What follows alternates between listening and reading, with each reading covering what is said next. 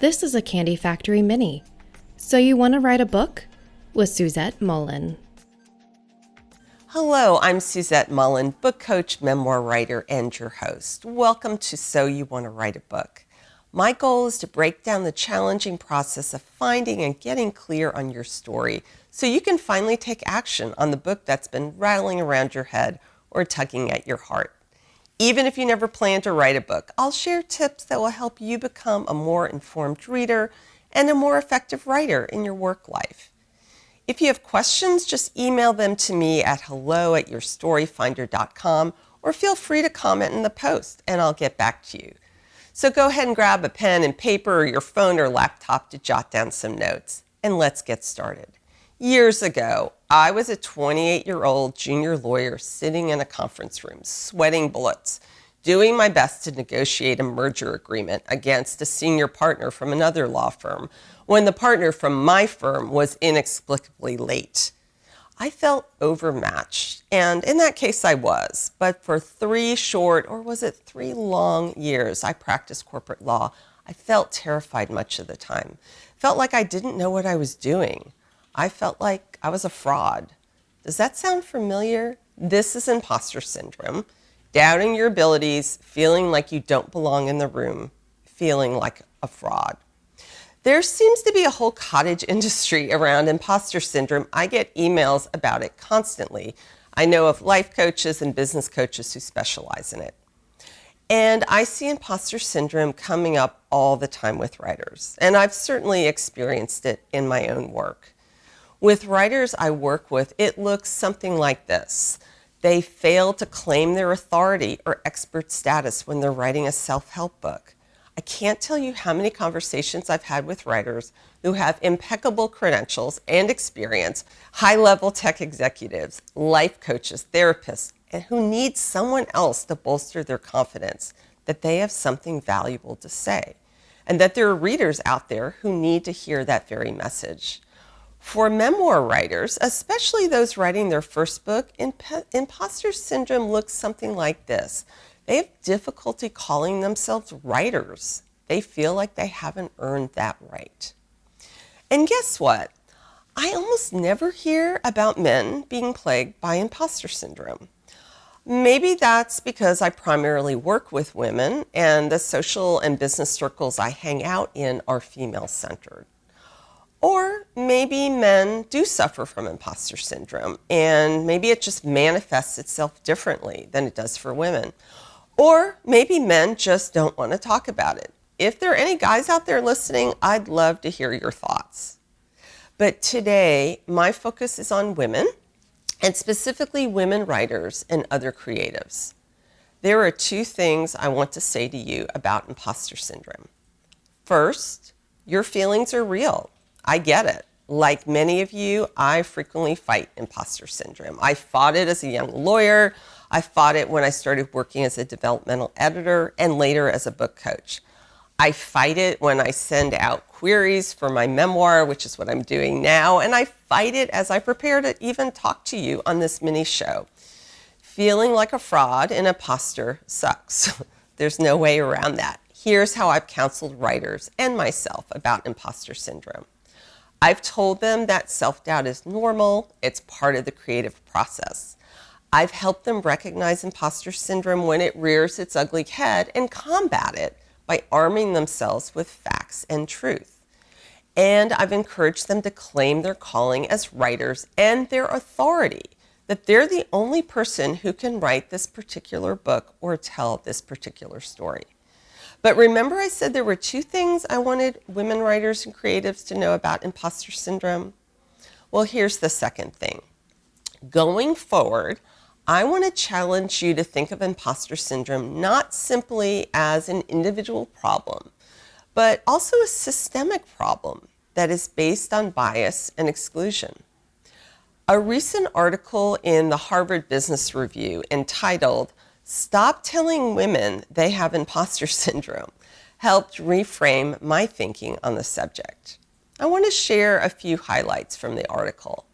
Number 1, feeling unsure shouldn't make you an imposter. So let's talk language and labeling. Words matter. Let's unpack imposter syndrome. As the article states, imposter brings a tinge of criminal fraudulence to the feeling of simply being unsure or anxious about joining a new team or learning a new skill. Let me repeat, feeling unsure shouldn't make you an imposter. The article continues, add to that medical undertone of syndrome, which recalls that female hysteria diagnosis of the 19th century. And although feelings of uncertainty are an expected and normal part of professional life, women who experience them are deemed to suffer from imposter syndrome. So remember my young lawyer story? At that time, I had no idea it was normal to feel unsure or anxious about entering a whole new profession and learning skills that would take time to master. I felt like I was the only one who felt the way I did. Now, many writers who are working on their first book may feel similarly. They may feel like they're the only ones who don't know what they're doing, who feel lost, who feel like, who am I to think I could actually be a writer?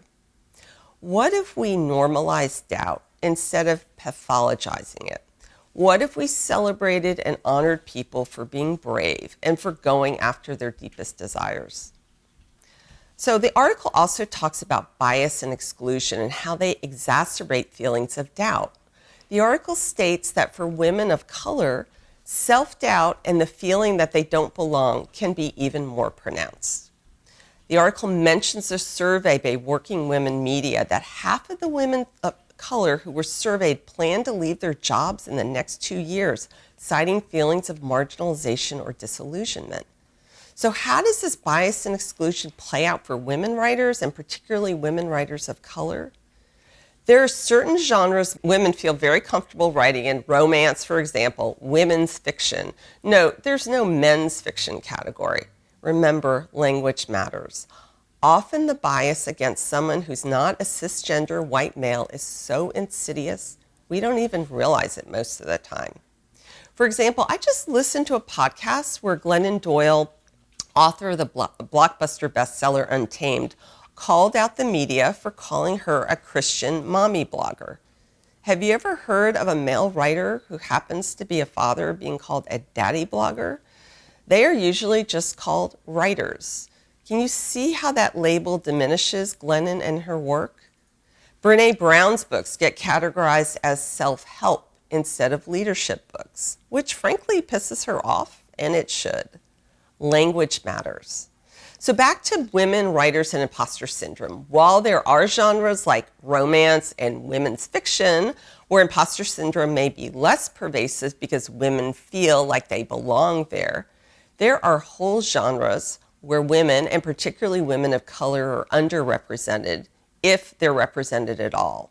Business books would be a prime example. Go to Amazon, look at the top business books, and what you will discover is they are almost all written by white men.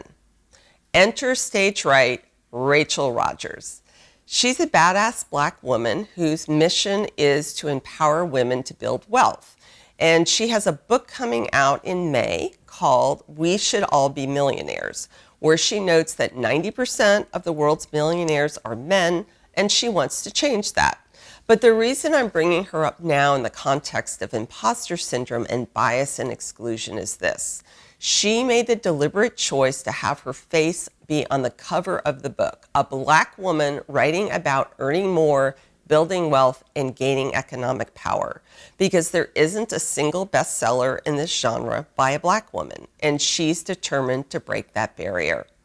So when we're not represented in the space we're working in, whether it's a corporate workplace or a book category, the normal feelings of doubt we may feel when we're trying something new. Now remember, feeling unsure shouldn't make you an imposter. Those feelings are even further exacerbated. So what do we as writers do with this information? Number one, we can start by normalizing doubt and refrain from pathologizing our feelings. Two, we can pay more attention to the language we use and that others use. Are we imposters or simply unsure?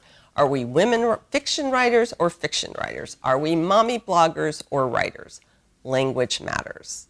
Third, we can support women writers, and particularly women writers of color, when they write books outside their expected genres. I've put my money where my mouth is, and I've pre-ordered Rachel Rogers' book for that very reason. I'm not sure I need another business book, but who knows? It wouldn't be the worst thing ever if she taught me how to become a millionaire.